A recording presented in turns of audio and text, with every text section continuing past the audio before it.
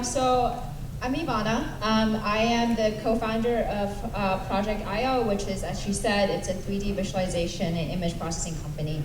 So what does that actually mean is that we allow anyone with a smartphone to take 2D photos with their phone, and by using 3D modeling, we give them the measurements of the objects. So our vision is to get rid of the question of, will this fit from our everyday lives? And we're starting with apparel first. So whether that's t-shirt fitting or jeans fitting. All right. So consumers, as I said before, can basically take pictures of their perfect fitting piece of apparel, and we give them the measurements, and then we match them to the best fit size of whichever brand and model they wish to purchase when they're shopping online, for example. And then the next technical progression is essentially taking pictures of the actual object themselves. So this is where the 3D modeling really comes in play. So you can see that basically how we do the measurement is that we have a calibration object. We chose a credit card because a credit card everywhere around the world has exact same measurements. And so basically, we take the measurements of the foot and then we match that with whatever measurements we have of the shoes. And this is how it kind of looks like in on our back end. Eventually, the goal is to go to healthcare. So think about scanning residual limbs for better fitting prosthesis. You need to be considering a number of other factors such as flesh versus bone, pressure when you're using the limb, nerve recuperation, especially in children and teenagers, and that's where we really want to get to. And because of that, we are creating completely new technologies in 4 fields.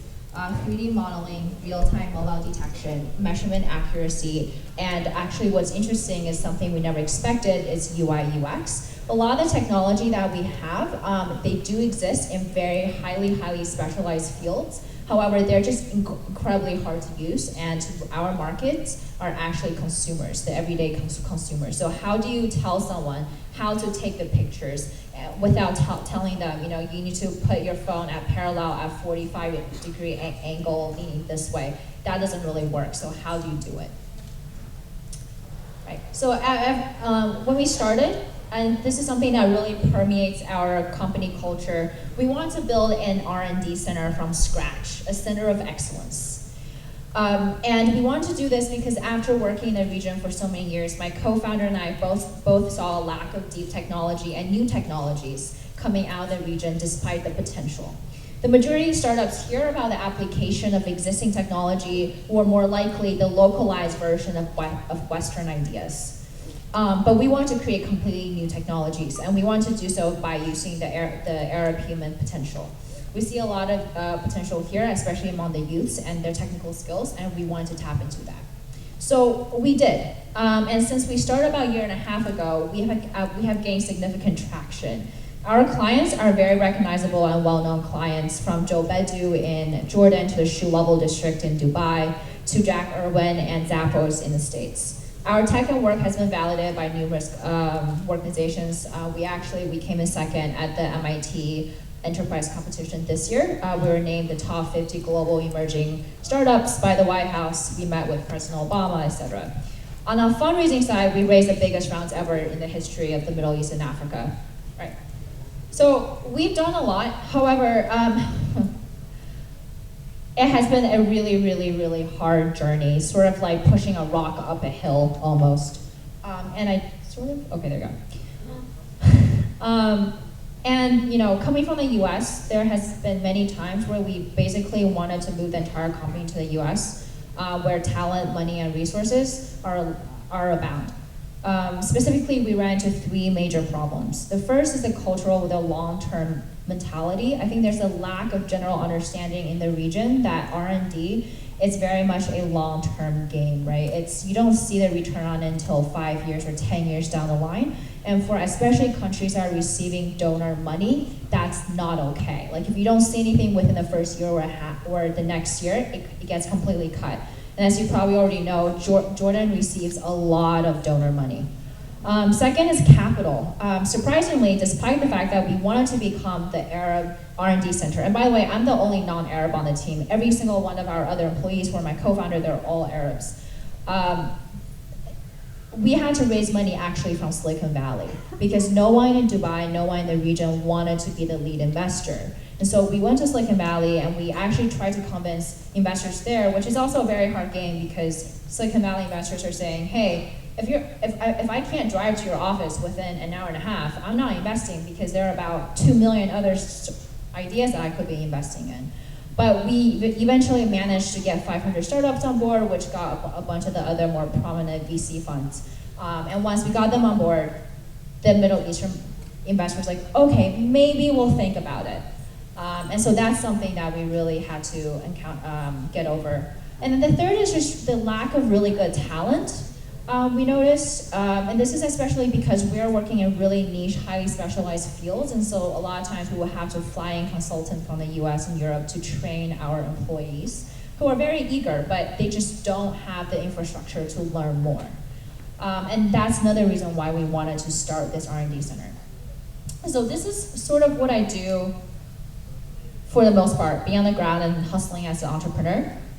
On the other hand, I also do a lot of work for government agencies, especially American and Afghan, as a technologist in various industries and as a specialist in private sector development. My focus is primarily on conflict and post-conflict countries. And so on your right side, you can see the 3 logos, and those are sort of the private companies that sort of spawn out of our effort. And so having the perspectives of both jobs have given me a lot of insights into the potential of a prosperous R&D sector in this region if things are done right. And so that's what I really want to talk to you about.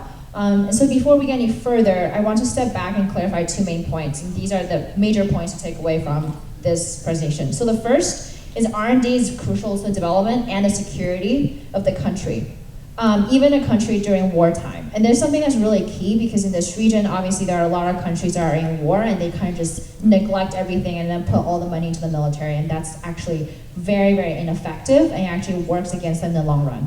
And it's mostly done effectively when in close collaboration with academia, private sector, and the government, and you have to have all 3. So firstly, the why. Why is R&D important? So as this graph shows, there's a high correlation between innovations, which is driven by R&D, and GDP. GCC countries are fairly advanced, so the GCC countries are the ones all the way over there. They're fairly advanced in GDP, but not innovation, and that's just because they have something most countries don't, which is oil. On the flip side, we see countries like Jordan, Tunisia, and Lebanon. You see them right by the learners label. They have innovations, but haven't really translated that into GDP at all. And that's a big part of it is all 3 of those countries get a lot of donor money. And so they would pour money in, and then they would have a prototype, or they would have a product, but then at the end of that, their funding gets cut, so it never really hits the market. But overall, you can see that there is a positive correlation between innovation and GDP. So not only does R&D help improve the economy, but I think more importantly, it improves the security of the country.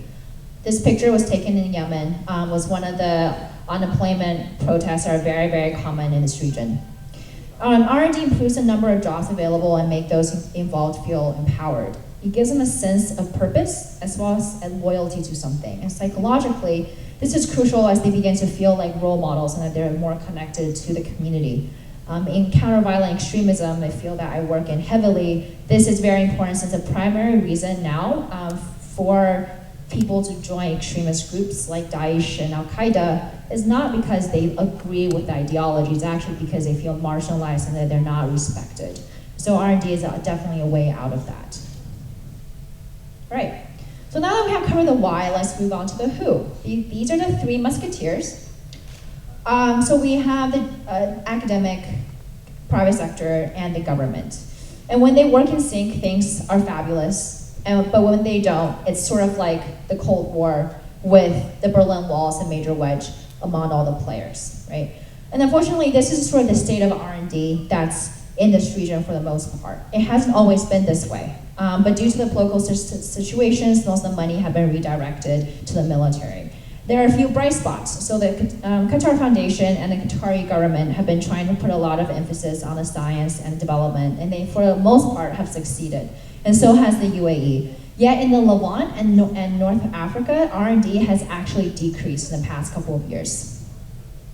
So this is the what the collaboration should ideally look like. There are really two key characteristics of the model. The first is that it's mutually beneficial. Every actor gives and every actor gains. The second is that the self-interests are completely aligned.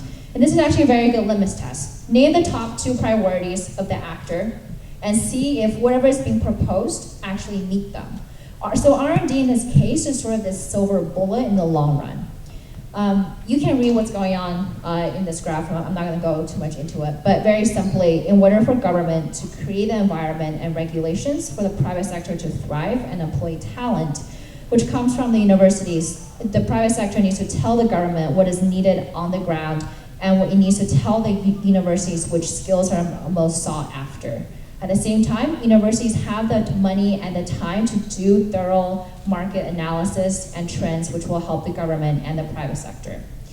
So once this triangle is finalized and optimized, we realize how powerful it is. Some of the products that we use every day come from a collaboration among these 3 players. We have GPS, military weapons, antibiotics, and Siri, which was actually funded by the Department of Defense of the US about 10 years ago. And I want to really just drive home how important R&D is by talking about the Jordanian ICT sector in the 1990s and the 2000s. So in the late 1990s, Jordan, through its REACH initiative, emphasized the ICT sector and poured in a lot of resources. The king publicly announced his approval and focus on the sector. And the returns were impressive. In 2000, it went from a $68 million industry to a $2.4 billion industry in 2012. And this is super impressive considering the fact that there are only 7 million people in Jordan and about half of them are refugees. Policies and regulations were relaxed and made to be more tech and investment friendly. Academic institutions such as Princess Sumaya University in Amman and Techno and Urban turned out globally competitive developers who worked for companies like Yahoo, Microsoft, Cisco, etc. Yet in 2013, funding became dried up, and the king turned his attention to other urgent matters. So the ICT sector started to stagnate. Revenue since then has been decreasing very steadily. And at the same time, Yahoo shut down their offices.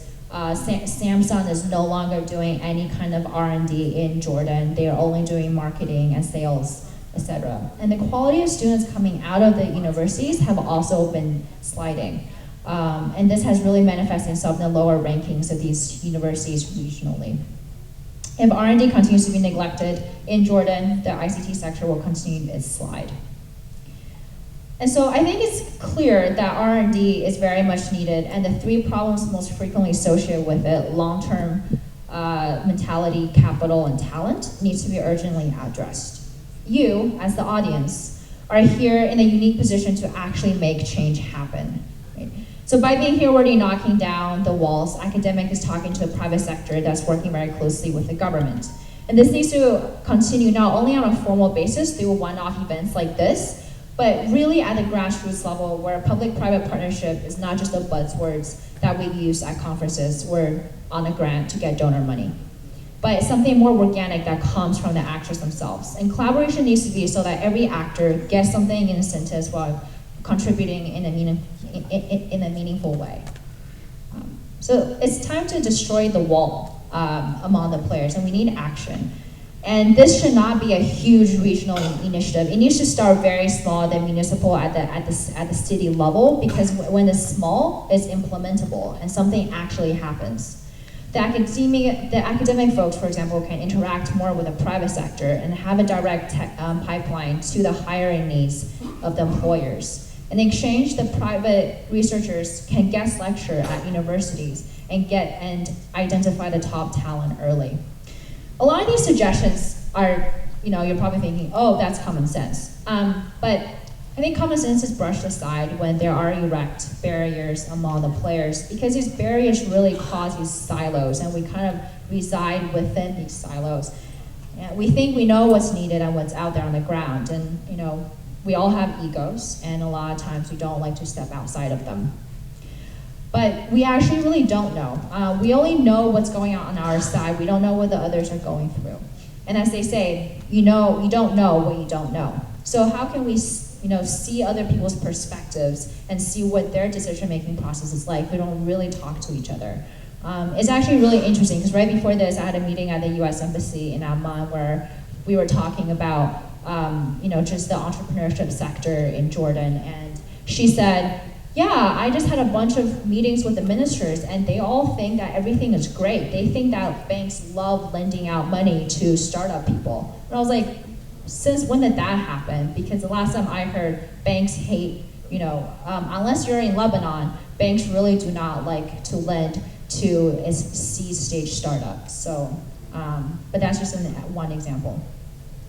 So R&D is very much like investment. I think 10 years ago, early stage investment in this region was almost non-existent. Now, while it's not as common as it is in Silicon Valley, it's more common, and people are understanding of what entrepreneurship is.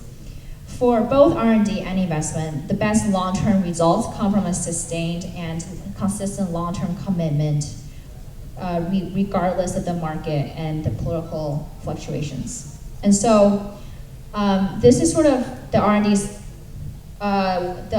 sector on the regional level. It's really hard to talk about at a regional level just because I'm trying to cover every single scenario from Syria all the way up to Qatar, and they're in very different positions. But if you want to talk to me more about what can actually get done, like action, I'm not talking about like let's just talk, but feel free to hit me up. I actually stepped down from Project IO full-time 2 weeks ago, and I'm on a 4-month sabbatical. And one of my biggest things is I really want to try to do something about the R&D sector here. So let me know.